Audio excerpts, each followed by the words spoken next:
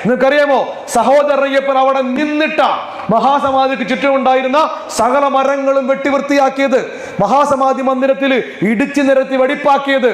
പക്ഷേ ഈ പ്ലാവെ തൊട്ടില്ല. എല്ലാം ചിട്ടിലെ പ്ലാനും എസ്റ്റിമേറ്റും ഡിസൈനും തയ്യാറാക്കുമ്പോ ഈ പ്ലാവിന്റെ ഒരിലയ്ക്ക് പോലും ഒരു കേടില്ലാതെയാ അതിന്റെ പ്ലാനും എസ്റ്റിമേറ്റും തയ്യാറാക്കിയത്. എന്താ കാരണം? മഹാഗുരുവിന്റെ ശരീരത്തിൽ, ആ ദിവ്യ കളേബരത്തിൽ വേരുകൾ തൊട്ടുകൊണ്ട് നിൽക്കുന്നതാ. മഹാസമാധി മന്ദിരത്തിന് മുൻപിൽ നിൽക്കുന്ന ആ പ്ലാവ്, അതിന്റെ കണക്കൊക്കെ ഞാൻ പറഞ്ഞു. നിങ്ങൾ ഓർക്കും ഇത് എവിടെ പോയി ബാക്കിയെന്ന്. താഴേക്കുണ്ട്. നിങ്ങൾ പെട്ടെന്ന് പറഞ്ഞു വിട്ടേക്കാം. അതൊരു ക്ലാസ്സിൽ പറയേണ്ട കാര്യമാണ്, ഒരു ഉത്സവത്തിന്റെ വേദി പറയേണ്ട കാര്യമല്ല. നിങ്ങൾ ഓർക്കുന്നൊരു പെട്ടെന്ന് ഓർക്കുക. നിങ്ങൾ മഹാസമാധിയിലേക്ക് സ്റ്റെപ്പ് കയറി മേളിൽ ചെല്ലുമ്പോ, താഴേന്ന് കയറി ചെല്ലുമ്പോ ഈ സ്റ്റെപ്പ് തീർന്നിട്ട് ഒരു ടാറിട്ട റോഡിലേക്കല്ലേ ചെല്ലുന്നത്? ഒന്ന് തലയാട്ടപ്പോ ന്യായമായിട്ടല്ലേ? എന്താണ് പറയണത്? ടാറിട്ട് ഒരു വഴിയാണല്ലോ. ഈ ടാറിട്ട വഴി വരെയായിരുന്നു അന്ന് മഹാസമാധിയുടെ മേൽ അതിന്റെ ടോപ്പ്. അത്ര ഉണ്ടായിരുന്നല്ലോ ആ കുന്ന്. ബാക്കി ഈ കാണുന്നത് പിന്നെ കെട്ടി ഉണ്ടാക്കിയതാ.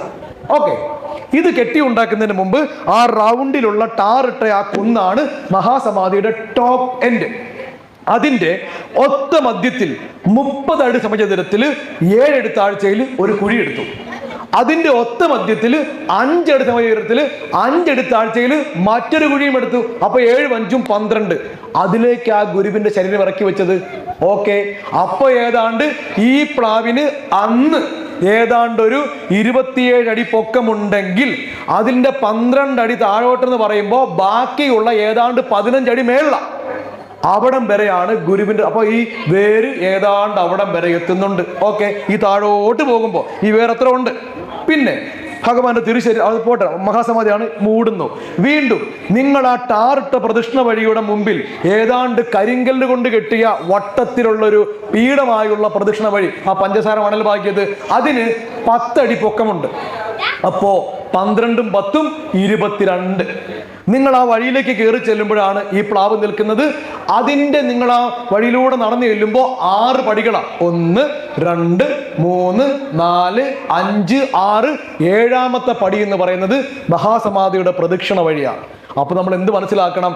ഇവിടെ വീണ്ടും ഒരു 8 അടി പൊക്കമുള്ളത്. 8ഉം 12ഉം ആദ്യമുള്ള 12 ഏതാണ്ട് 24 അടി താഴ്ചയാണ് ഈ പ്ലാവിന്റെ ബാക്കി നിൽക്കുന്നത്. ഞാനൊരു കണക്കും സ്റ്റാറ്റസും പറഞ്ഞപ്പോൾ 2 ചെവിയിലും ചെമ്പരത്തി പോയി പോകല്ലേ, സോറി. ഇനി അവിടെ ചെല്ലുമ്പോൾ സമാധാനത്തിൽ നോക്കിയാൽ അതൊക്കെ മനസ്സിലാകും. അപ്പോ സ്വാമിതൃപാദങ്ങളുടെ തിരുശരീരത്തിൽ വേരുകൾ തൊട്ടുകൊണ്ട് നിൽക്കുന്നതാണ് ആ പ്ലാവ്. അത് പറയുന്നതിന് മുമ്പ് ഈ മഹാസമാധിയുടെ പ്രദക്ഷിണ വഴിയിലേക്ക് എത്തും ഞാൻ പറഞ്ഞല്ലോ. ഞാനിതൊന്നും പറയാൻ ഓർത്തോണ്ടല്ലോ ഇങ്ങോട്ട് വന്നത്. ഇതൊക്കെ പറയാൻ സാമ്യം മനസ്സിലാക്കി. ഈ മഹാസമാധിയിൽ നിങ്ങൾ പ്രദക്ഷിണം വെക്കുമ്പോൾ അവിടെ ഒരു പ്രത്യേകതയുണ്ട്. അതായത് മഹാസമാധിയുടെ പ്രദക്ഷിണ വഴി സർക്കിള, വൃത്തം. അതിൻ്റെ ഏറ്റവും പുറത്ത് കല്ലുകൾ പാകിയ ഒരു വൃത്തമാണ്. തൊട്ട് താഴെ വീണ്ടും കല്ലുകൾ പാകിയ വൃത്തമാണ്. അങ്ങനെ ഏറ്റവും പുറത്ത് മുതൽ ഒരു സിലിണ്ടർ പോലെയുള്ള ഭിത്തി വരെ 5 നിര വട്ടങ്ങളാണ് കല്ലുകൾ കൊണ്ടുള്ള. ഏറ്റവും പുറത്തുള്ളത് വലിയൊരു വട്ടവും ഏറ്റവും അറ്റത്ത് ചെറിയൊരു വട്ടവും. വട്ടത്തിന്റെ വലിപ്പം എന്തായാലും കല്ലുകളുടെ എണ്ണം 1. ഏറ്റവും പുറത്തുള്ള വലിയ വൃത്തത്തിനും 136 കല്ല്, ഏറ്റവും അകത്തുള്ള ചെറിയ വൃത്തത്തിനും 136 കല്ല്. എല്ലാ വൃത്തത്തിനും ഒരേ കല്ല്. അങ്ങനെ മഹാസമാധി മന്ദിരം വലിയൊരു എഞ്ചിനീയറിംഗ് വിസ്മയമാണ് കേട്ടോ.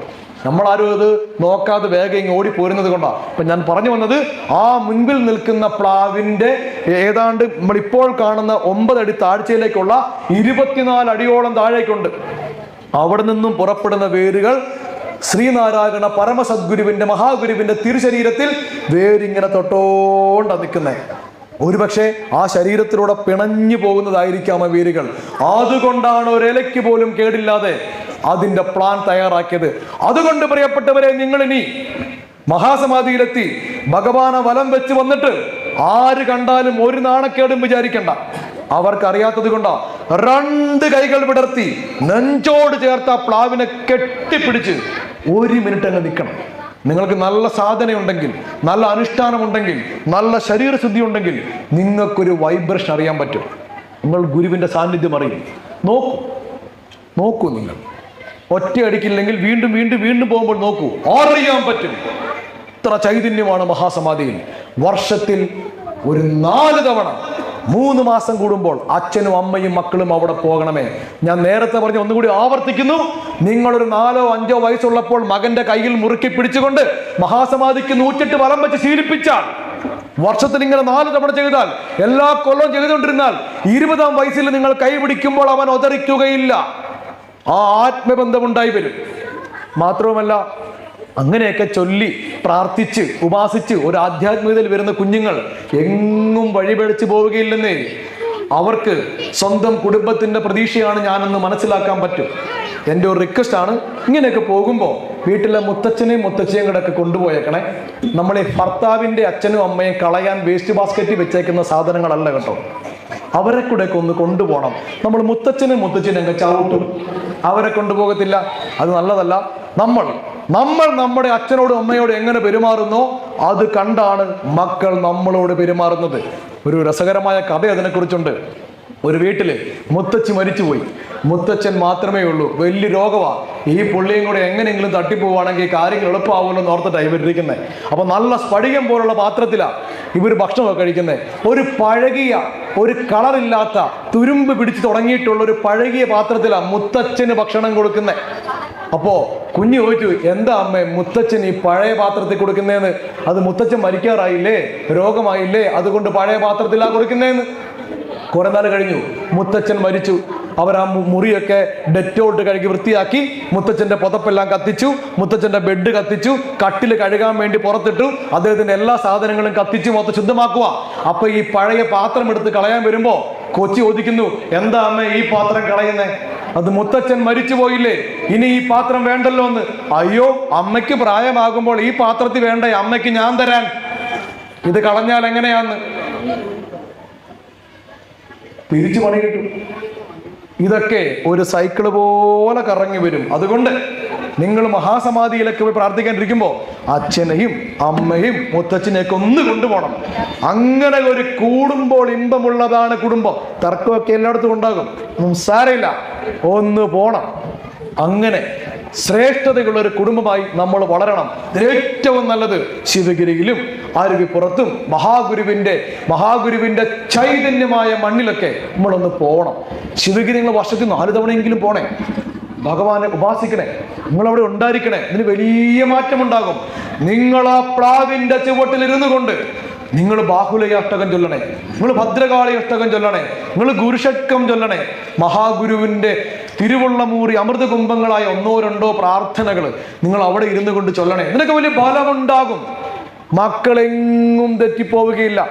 നോക്കൂ, കുളത്തൂർ കോലത്തുകര ക്ഷേത്രത്തിന്റെ പ്രതിഷ്ഠയ്ക്ക് ശേഷം സാമുദ്രപാദങ്ങൾ എഴുതുന്ന ശ്രേഷ്ഠമായ പ്രാർത്ഥനയുണ്ട്.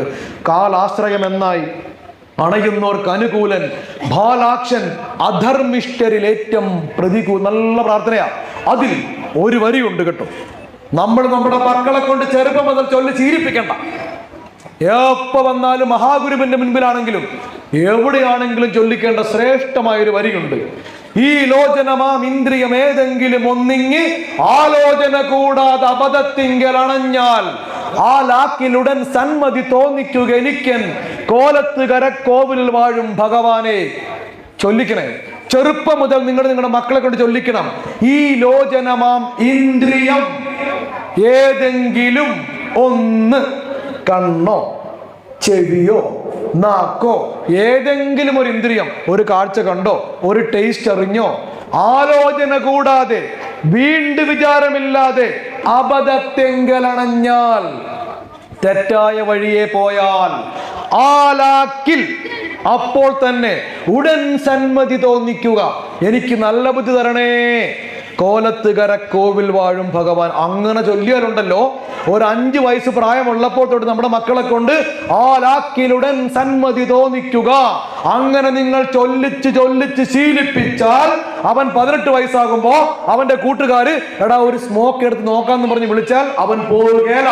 അവനുടൻ സന്മതി തോന്നും. ഗുരുവിന്റെ വരികളാ, ഈശ്വരന്റെ വരികളാ. ചെയ്യിക്കണേ. നമുക്ക് SNDP കുടുംബങ്ങൾക്ക് ഒരു പ്രത്യേകതയുണ്ട്.